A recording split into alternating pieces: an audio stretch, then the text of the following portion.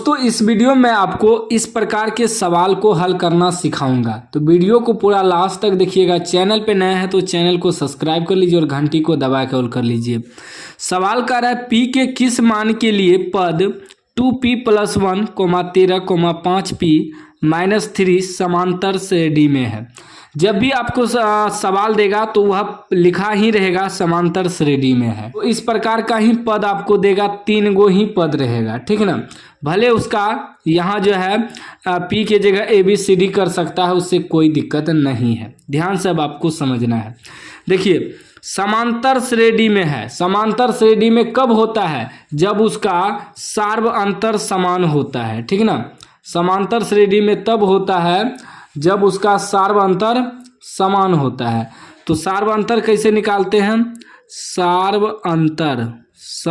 अंतर यानी कि D जो निकालते हैं, कैसे निकालते हैं? ये पहला पद हुआ, दूसरा पद हुआ, तीसरा पद हुआ। तो दूसरा पद में पहला पद घटाते हैं तो सार्वंतर निकलता है। उसी प्रकार चेक करना है कि AP में है या नहीं, ठीक ना। तो फिर दूसरा पद में से तीसरा पद में से दूसरा पद घटाते हैं, तब ना हमको पता चलता है कि हाँ दोनों का अंतर अगर समान निकल जाएगा तो वह समांतर श्रेणी में है। तो इसीलिए यहाँ आपको लिखना है कि समांतर श्रेणी में है। समांतर श्रेणी में है, ठीक ना। तो कैसे चेक करेंगे कि दूसरा पद में से पहला पद घटाएंगे, यानी कि 13 घटा 2p + 1, ठीक। माइनस के बाद अगर 2 अंक रहे, ठीक ना, 2 पद रहे तो उस ब्रैकेट में बंद कर देंगे, बराबर। फिर क्या करते हैं कि इन दोनों का अंतर जितना निकले बराबर में फिर निकालते हैं कि इन दोनों का अंतर जितना निकले, यानी कि तीसरा पद में दूसरा पद घटाएंगे, यानी कि 5p - 3 इसमें घटाएंगे 13, ठीक ना। दोनों का अंतर अगर समान निकल जाए तब पता चलता है कि यह समांतर श्रेणी में है, ठीक।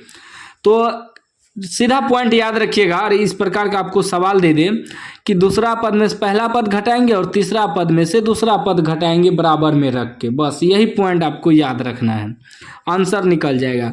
तो 13, अब देखिए ब्रैकेट हटाना है तो -2p ± -2 गुना 1 है, 1 गुना माइनस करेंगे तो -1 बराबर 5p माइनस प्लस चिन्ह माइनस का। याद रखिएगा, 2 जगह अगर माइनस रहे तो माइनस प्लस हो जाता है, अंक जुड़ जाएगा लेकिन चिन्ह माइनस का रहेगा। तो 13 3 16 हो जाएगा, ठीक।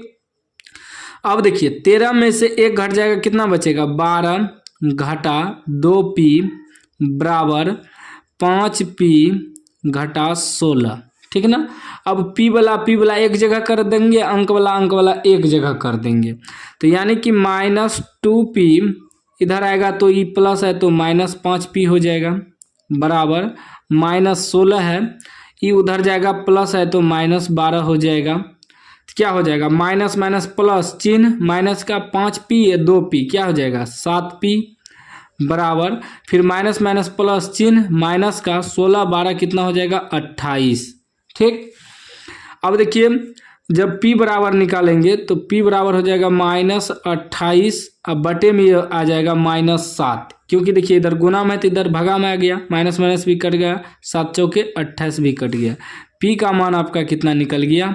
4, जो कि ऑप्शन आपका B है। B आपका राइट आंसर हो जाएगा, ठीक ना। B आपका आंसर हो गया। तो बस इस प्रकार आपको हल करना है। जब भी सवाल देगा ना इसी प्रकार आपको 3 पद देगा, ठीक ना। बस यही करना है आपको।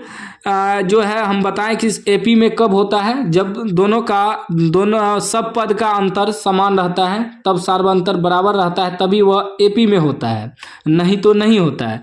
तो यहाँ पहले से कह रहा है AP में है तो लिख दिए समांतर श्रेणी में है।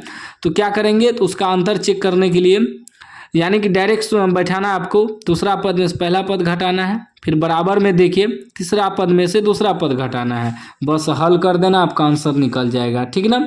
इस प्रकार आपको बनाना है। कोई भी डाउट हो तो कमेंट बॉक्स में पूछ सकते हैं, रिप्लाई हम तुरंत देते हैं, ठीक ना। चैनल को अभी तक सब्सक्राइब नहीं किया है, सब्सक्राइब कर लीजिए और घंटी को दबा के ऑल कर लीजिए।